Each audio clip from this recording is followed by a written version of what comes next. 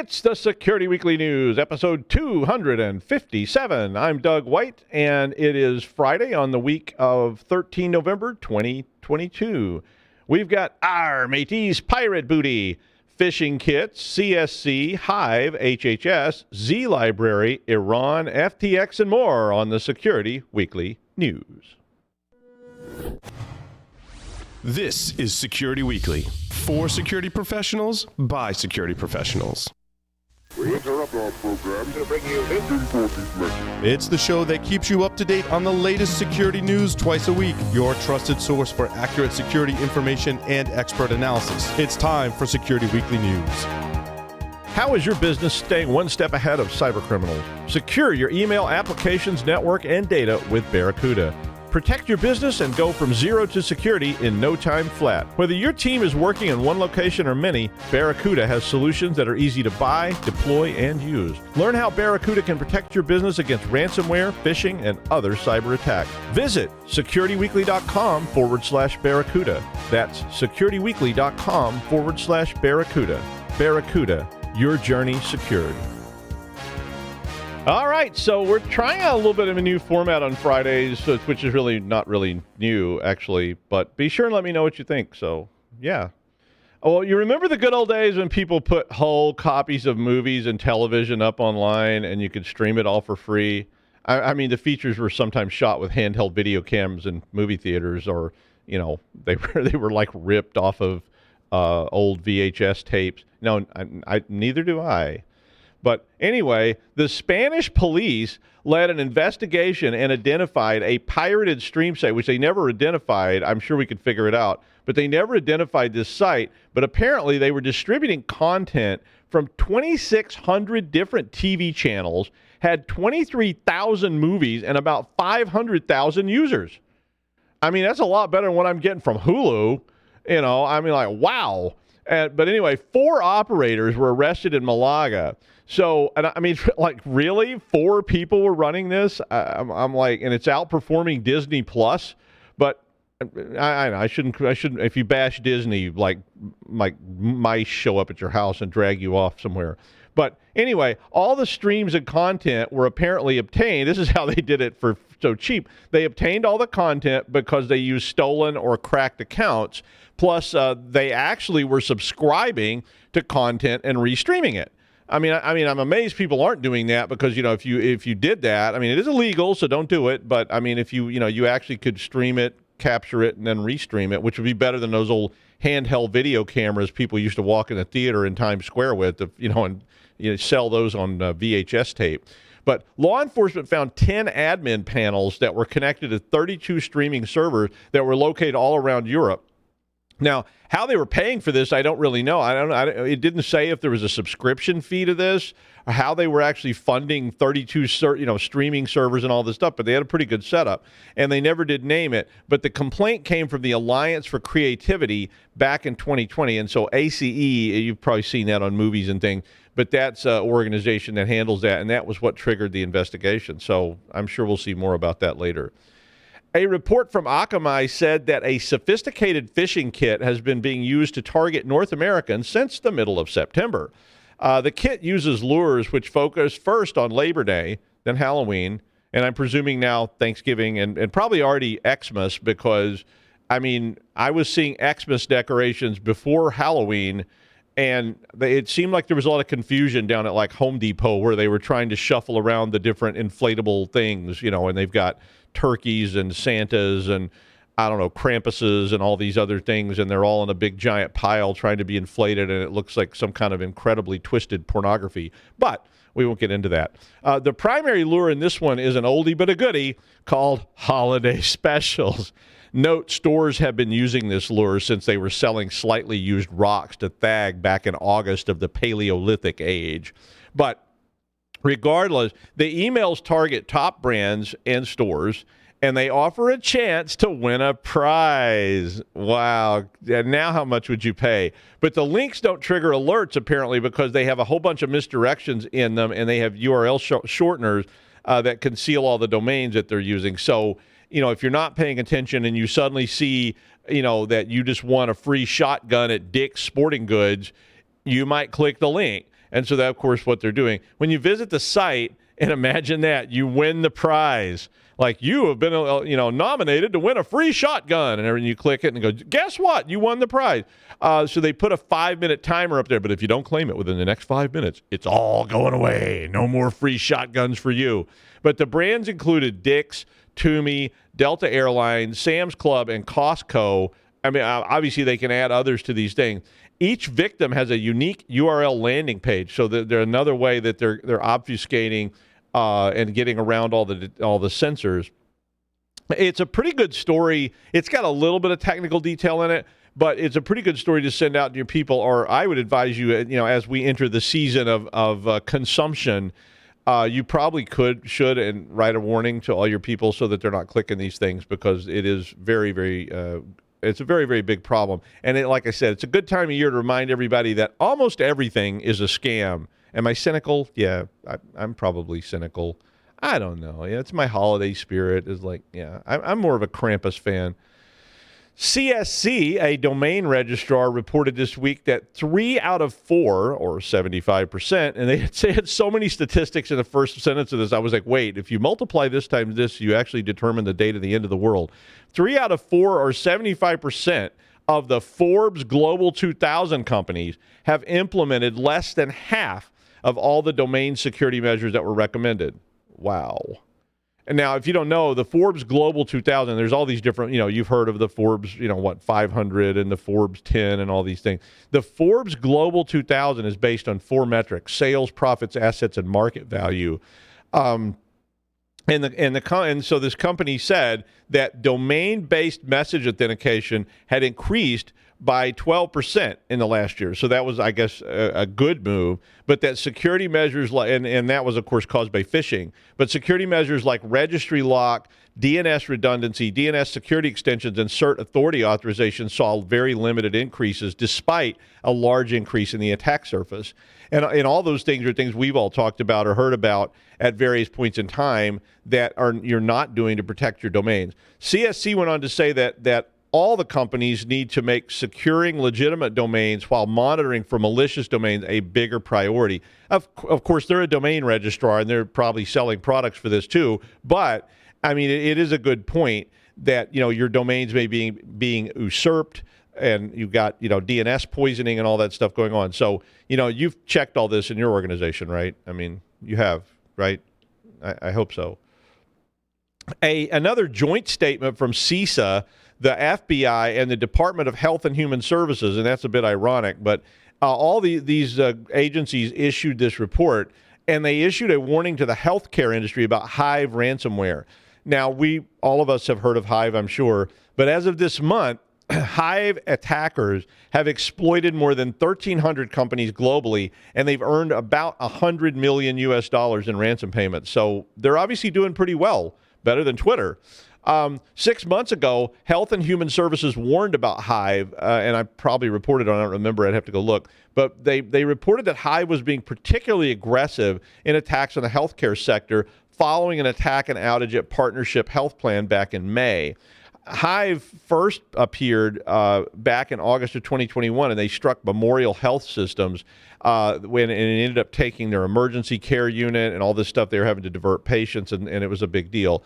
Hive published, after that attack, Hive published 200,000 patient records that were stolen ahead of the attack. So this was one of those early incidents of double extortion.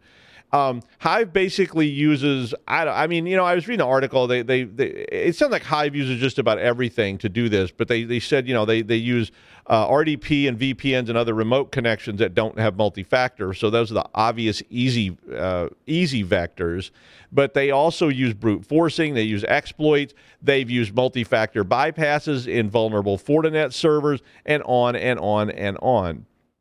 The article goes on to say that the use of phishing emails and exchange server flaws. So basically, they're using everything that's out there. I mean, it's like the attackers are just basically exploiting whatever they can exploit.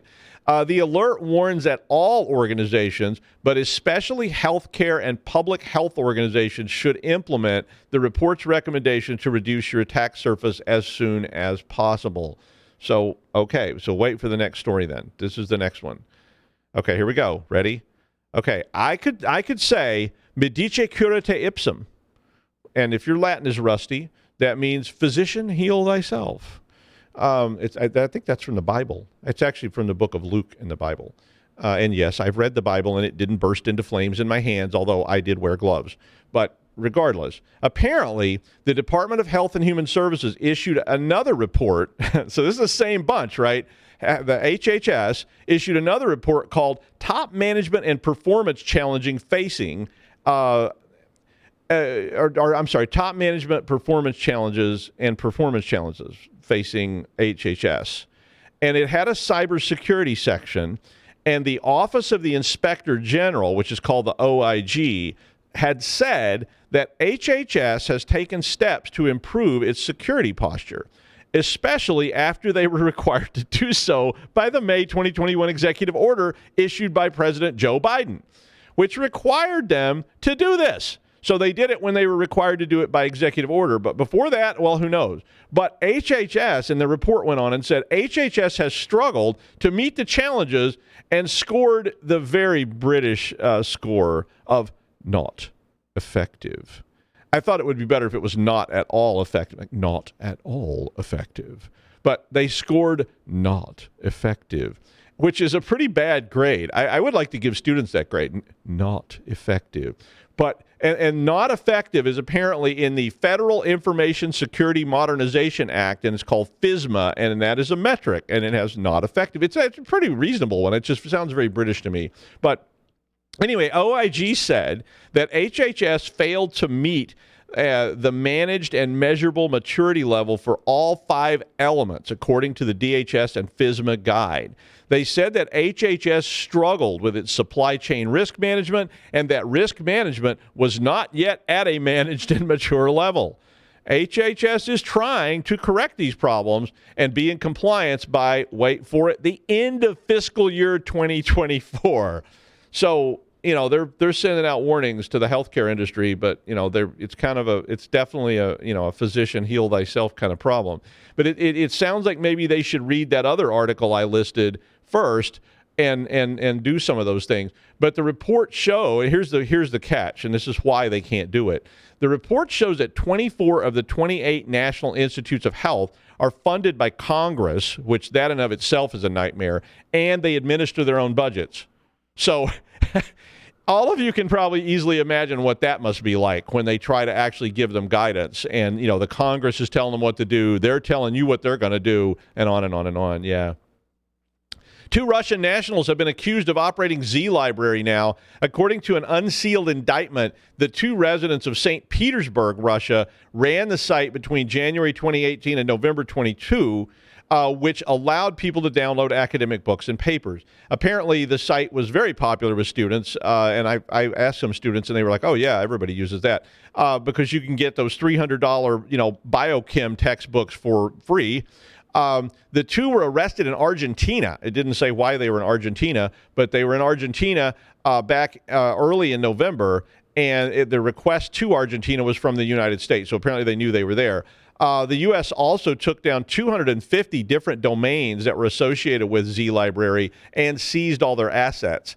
So, I mean, I see both sides of it. I mean, I had a couple of textbooks that I wrote during my career, and it's a kind of chicken and egg problem. I mean, the publishers make the books really expensive because the minute their books are released, new books are sold, but then they get resold. You know, how the bookstore buys your books back and then sells them again, and the authors don't get any of that money. So the authors only get royalties on the first few semesters, maybe, that the book is out.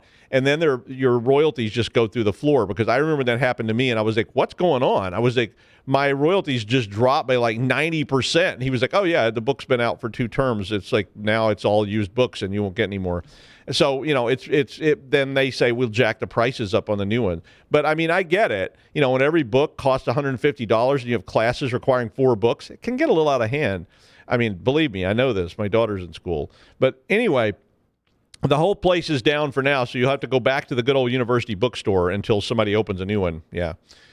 It's currently unclear what may happen with Twitter. Elon seems to be sort of trying to get it to fall into chaos, or I'm not sure what the goal is. People are leaving the platform. Elon's shouting things on Twitter like, the floggings will continue until morale improves, and "Arrrrr, matey, we'll keel-haul any swabby who don't want to work in the office 80 hours a week. Oh, and I'll be on my yacht." No, I've got to stop that, or I'm going to cough. Yeah, that's what smoking cigars will do for you.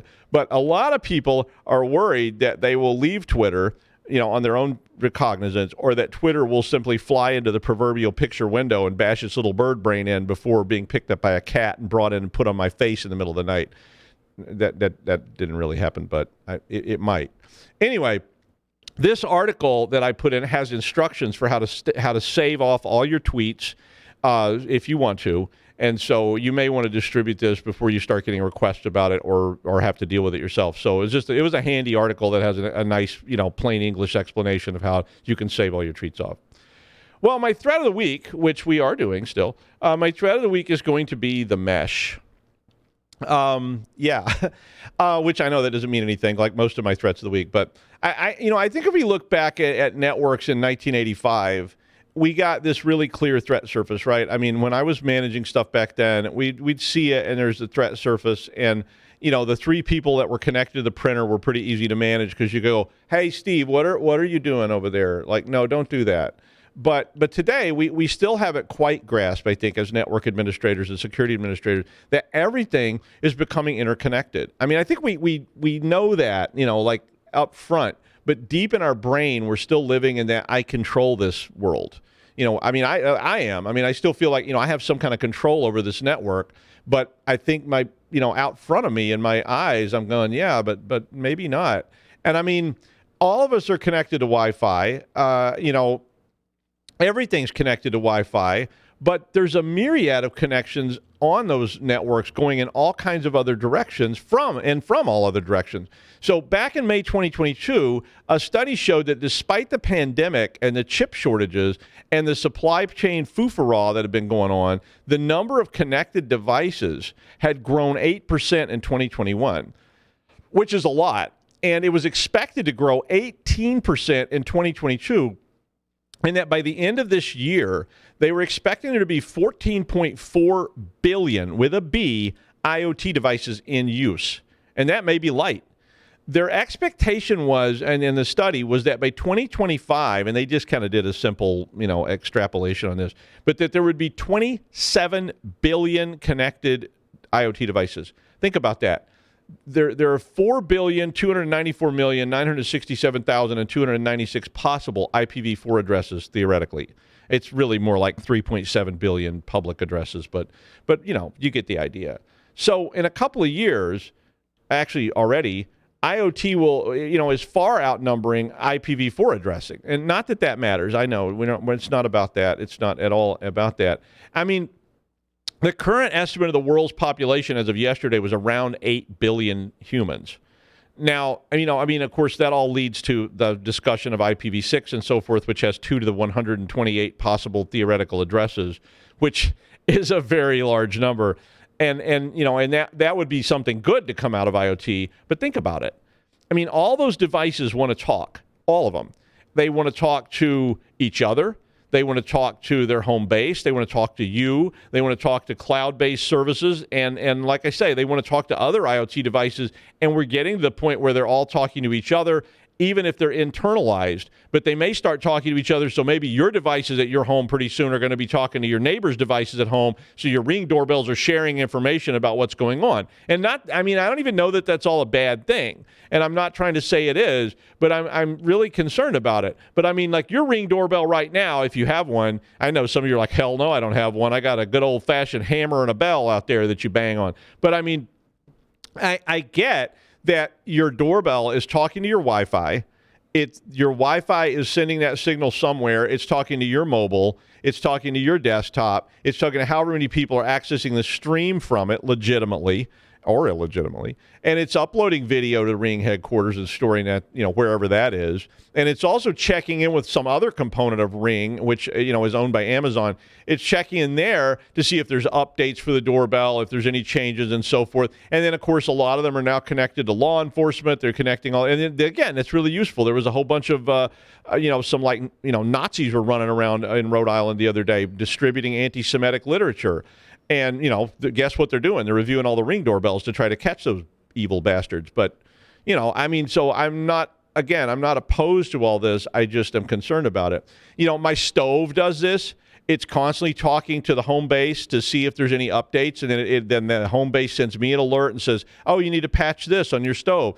And it sends information probably about what I'm doing, if I'm cooking something, and so forth. My refrigerator sends me updates about how much water it's dispensed this month, literally, and how many times the door was open. And it praises you for water, not so much for opening the door. So I get a little note that says, like, you drank this much water this month, but you opened the door too many times. Like, back off that. Try to open the door less, and I'm like, okay, Mom. But, I can ping my refrigerator. It's out there. It's all kind of nuts. So back to the main story for this. So this article was basically talking about something that we all understand, Log4j or Log4Shell, depending on how you want to call it, and how some Iranian hackers working for the government of Iran exploited Log4Shell, broke into an unpatched VMware Horizon server, and deployed XMRig, which is a crypto miner. I was like, whoa. So Iran's just like doing crypto miner implantations now. I was like, I don't think they were like broke, but maybe, I don't know. But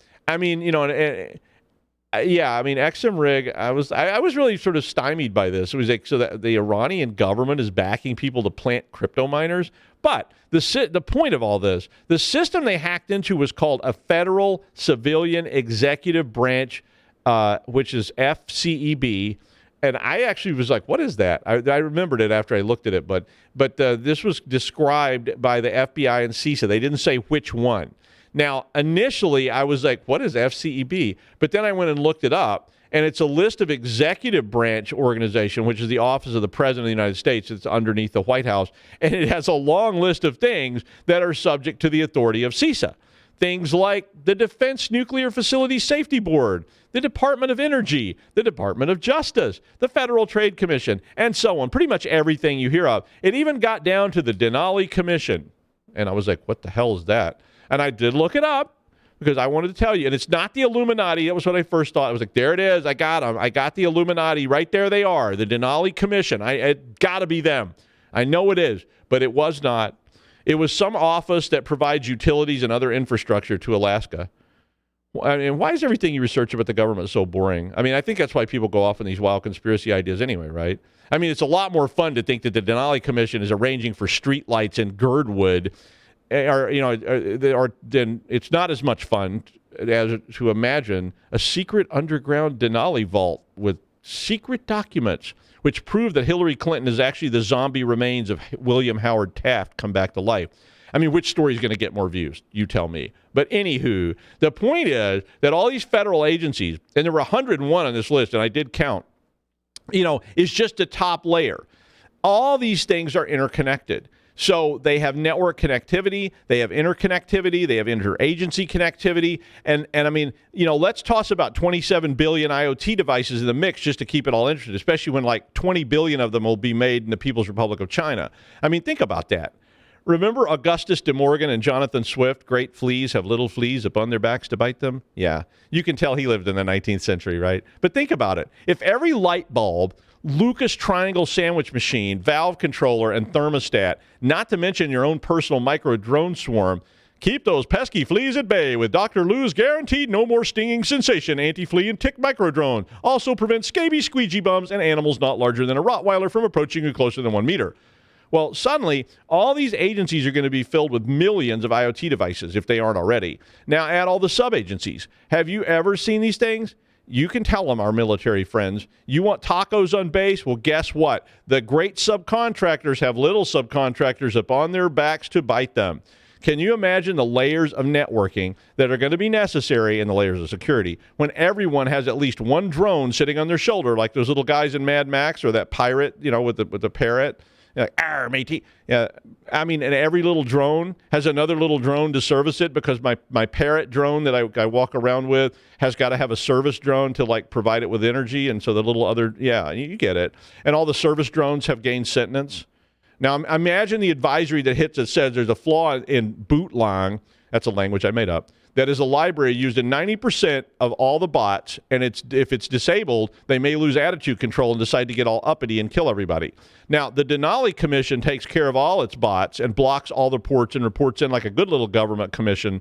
But Sid's unique prawn sandwiches, drone delivered, bot insured for that fresh caught taste, didn't patch. Poof. The missiles are flying. Hallelujah.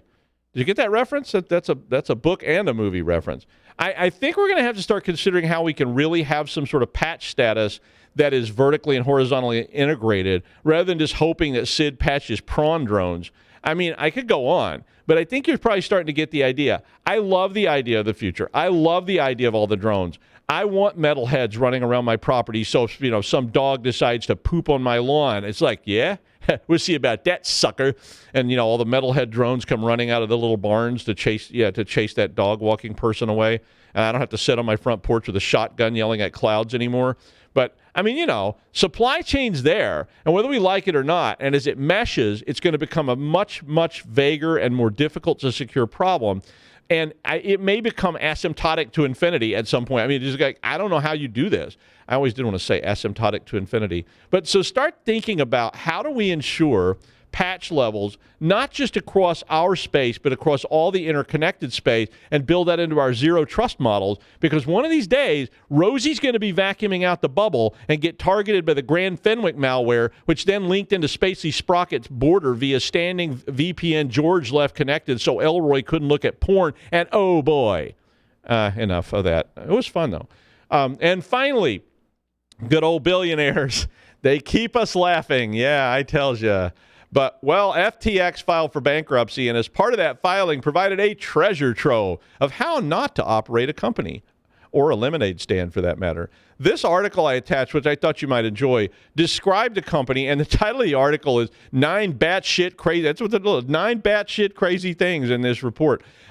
They listed all this nutty stuff, but the article described the company as being run like a ship of drunken sailors, which I think was an insult to drunken sailors everywhere, that they use shady and ill-advised behavior. And this quote from the new CEO of FTX, who presided over Enron after it fell apart, is a pretty damning quote. Quote, "Never in my career," including at Enron, "have I seen such a complete failure of corporate controls and such a complete absence of trustworthy financial information as occurred here. This situation is unprecedented." I mean, that guy he went and took over Enron after it collapsed. And if you don't recall Enron, it was a major organization that basically imploded due to bad business practices back in 2001. I mean, at this company, a lot of money's missing. The company was hacked just as they declared bankruptcy. Apparently, they were buying homes and personal items for employees and advisors and not even keeping up with what they'd bought, loaned billions of dollars to employees and Bankman-Fried, the founder of the company and who was also the CEO, and they didn't bother to keep records of all this. They couldn't even identify all of their bank accounts. Like, it's starting to sound kind of like me, so if you're rich on FTX, you aren't anymore. Sorry. But that's the news. Have a happy Thanksgiving next week. We won't have any shows for the holidays, so our crew can take a break from making me look sexy.